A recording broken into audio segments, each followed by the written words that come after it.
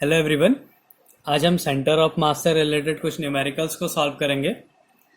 इसमें पहला क्वेश्चन है, two bodies of mass 1 kilogram and 2 kilogram are located at, ये कोऑर्डिनेट्स दिए हुए 1,2 -1,3।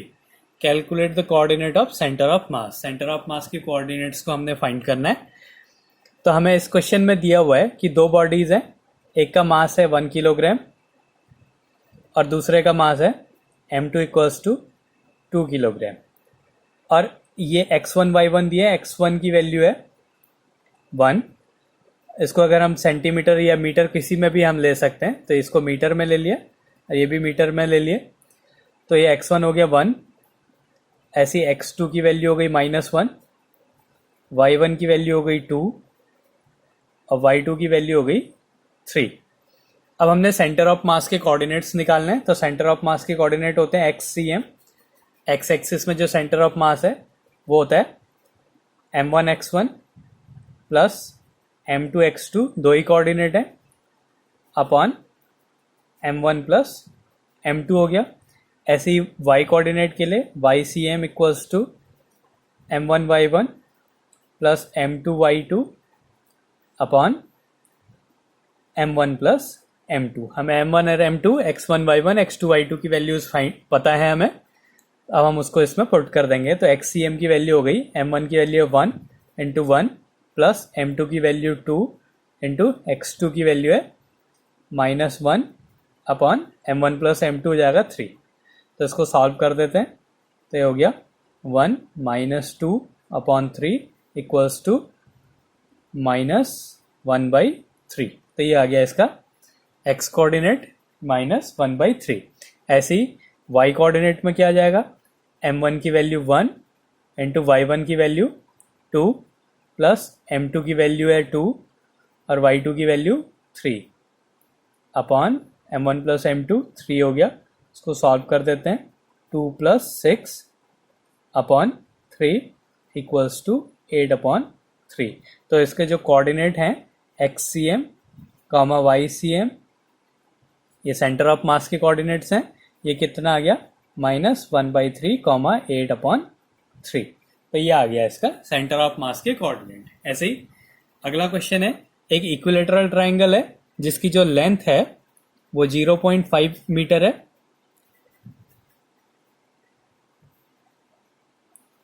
और इसके वर्टिसेस में मास रखे हुए m1 equals to 100 gram, m2 150 gram, m3 200 ग्राम और इसकी जो लेंथ है वो 0.5 मीटर इसकी लेंथ है। अब हमने इसके सेंटर ऑफ मास को फाइंड करना है कि इसका सेंटर ऑफ मास की लोकेशन क्या होगी। तो अब इसको भी हम एक कोऑर्डिनेट से ही सॉल्व करते हैं। ये इक्विलेटरल ट्राइंगल है, तो हम इस कोऑर्डिनेट को जो है 0 0 ले लेते हैं। तो एक कोऑर्डिनेट सिस्टम बना लेते हैं पहले। ये y एक्सिस हो गई और ये x एक्सिस हो गई। ये वाले जो m1 के जो कोऑर्डिनेट हैं वो 0,0, मतलब हम सेंटर ऑफ मास की लोकेशन ये ओरिजिन से फाइंड करेंगे। तो अब इसके कोऑर्डिनेट हमें पता चल गए 0,0 है। इसके कोऑर्डिनेट x एक्सिस में 0.5 और y एक्सिस में कुछ नहीं है, क्योंकि ये x एक्सिस है। x एक्सिस में y कोऑर्डिनेट जो होते हैं वो 0 होता है। तो इसके जो कोऑर्डिनेट हो जाएंगे वो होगा 0.5, 0।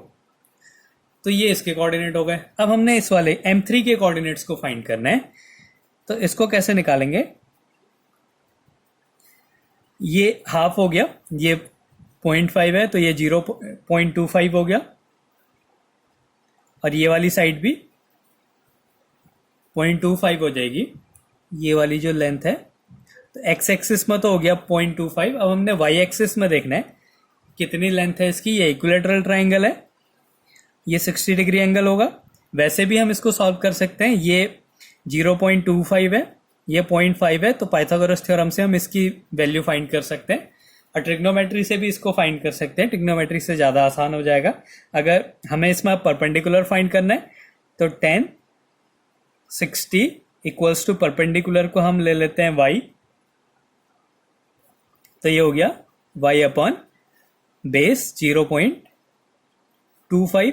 तो 1060 की वैल्यू हो गई √3 इक्वल्स टू y अपॉन 0.25। इसको सॉल्व कर देंगे तो y की वैल्यू आ जाएगी 0.25√3। अब इसके x कोऑर्डिनेट है 0.25 और y कोऑर्डिनेट हो गए 0.25√3। तो इस वाले पॉइंट के जो कोऑर्डिनेट हो गए वो हो गया 0.25, 0.25√3। तो अब तीनों वर्टिसेस के हमने कोऑर्डिनेट निकाल दिए। अब इसको फिर से सेंटर ऑफ मास के फॉर्मूले से सॉल्व कर देंगे।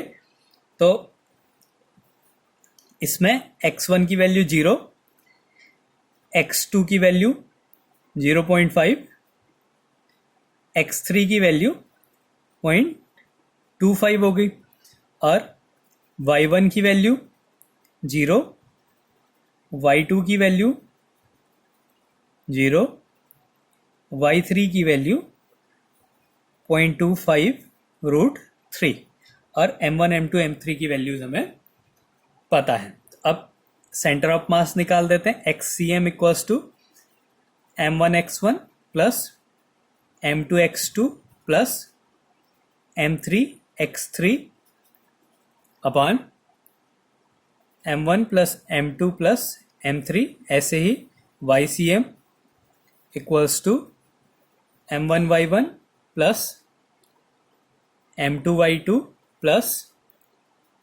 m3y3 upon m1 plus m2 plus m3। तो ये आ गए ये इसका फॉर्मूला है। अब इसमें हम वैल्यूज को पुट कर देते हैं। तो xcm जो x कोऑर्डिनेट हो गया इसका सेंटर ऑफ मास का, वो हो गया m1 की वैल्यू हो गई 100 इंटू 0 प्लस m2 की वैल्यू हो गई 150 इंटू x2 की वैल्यू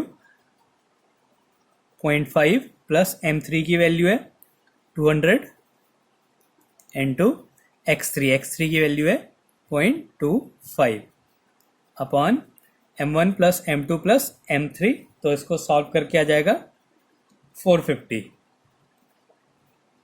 ऐसे ही ycm भी हम निकाल सकते हैं। तो y एक्सिस में जो सेंटर ऑफ मास आ जाएगा वो हो गया m1 की वैल्यू हो गई 100 और y1 की वैल्यू 0 प्लस m2 हो गया 150, y2 भी 0 प्लस m3 हो गया 200 और y3 की वैल्यू आ गई into 0.25√3 upon m1 plus m2 plus m3 450 हो गया। तो इसको सॉल्व कर देते हैं। तो ये हो गया 0 प्लस 75 प्लस 50 अपॉन 450 हो गया। तो इसको सॉल्व कर देंगे 125 अपॉन 450 और ये 25 से डिवाइड हो जाएगा। तो ये आ गया 5/18। ऐसे इसको भी सॉल्व कर देते हैं। ये 0 हो गया प्लस 0, इसमें मल्टीप्लाई कर देंगे तो 50√3 आ जाएगा अपॉन 450। तो इसको सॉल्व कर देंगे तो ये जाएगा √3/9। तो अगर हम इसको थोड़ा सा और सॉल्व कर दें √3/√3 तो जाएगा 3/9√3 और सॉल्व कर देंगे तो ये हो जाएगा 1/3√3। तो इसके जो कोऑर्डिनेट आ गए सेंटर ऑफ मास के xcm, ycm, इसकी वैल्यू हो गई 5/18, 1/3√3। तो इस तरीके से हम सेंटर ऑफ मास को फाइंड कर सकते हैं। एक और क्वेश्चन देखते हैं इसमें, थर्ड क्वेश्चन। तो ये एक प्लेन लेमिना है जो कि 3 स्क्वायर सीट हैं, उनको मिला के बना है। इसमें एक सीट की जो लेंथ है वो 1 मीटर है। तो ये टोटल 2 मीटर हो गया और हर एक सीट का जो मास है वो सेम है 1 किलोग्राम। ये 1 किलोग्राम, 1 किलोग्राम, 1 किलोग्राम। अब ये पूरा जो एल शेप जो लेमिना बना है इसका हमें सेंटर ऑफ मास फाइंड करना है। तो अब इसके सेंटर ऑफ मास के लिए क्या करना है, ये पूरा एक शीट है, इस शीट का एक सेंटर ऑफ मास होगा जहां पे इस पूरी जो स्क्वायर है उसका मास कंसंट्रेटेड होगा, हम वहाँ पे मान लेंगे कि इस पूरी बॉडी का मास है, तो मान लिया ये पॉइंट उसका सेंटर ऑफ मास है। और इस बॉडी का जो सेंटर ऑफ मास है, इस वाले शीट का जो मास है वो यहाँ मान लिया, ऐसे ही इधर वाले का ये मान लिया। तो अब ये ऐसा एल शेप्ड लेमिना ना होके 3 पॉइंट्स हैं, जैसे पहले वाले में था इक्विलेटरल ट्रायंगल में, उस ट्रायंगल के तीनों वर्टिसेस में 3 मास लगे हुए थे, वैसे ही यहाँ पे भी हो गया। अब ये इस तरीके से हो गया, यहाँ पे भी ये एक ट्रायंगल है और इस ट्रायंगल के वर्टिसेस पे मास रखे हुए M1, M2 और M3 और इनकी वैल्यूज हैं 1 किलोग्राम। अब हमने इसका सेंटर ऑफ मास फाइंड करना है, तो वो पूरे लेमिना का सेंटर ऑफ मास होगा। अब इसके हमने कोऑर्डिनेट्स निकालने पड़ेंगे। तो पहले इसके कोऑर्डिनेट निकालते हैं। ये पूरा ये इतना हाफ हो जाएगा एक्स एक्सिस में, ये 1 है तो ये हाफ हो गया, वैसे ही ये भी 1 है तो ये हाफ हो गया। तो इसके कोऑर्डिनेट जो हो गए 1/2 कमा 1/2 हो गए, ये 1 है तो ये हाफ हो गया, तो एक्स एक्सिस में हाफ हो गया, वैसे ही ये भी पूरा 1 है तो वाई एक्सिस में भी ये हाफ हो गया। तो M1 की जो कोऑर्डिनेट्स हैं वो 1/2 कमा 1/2 हो गए।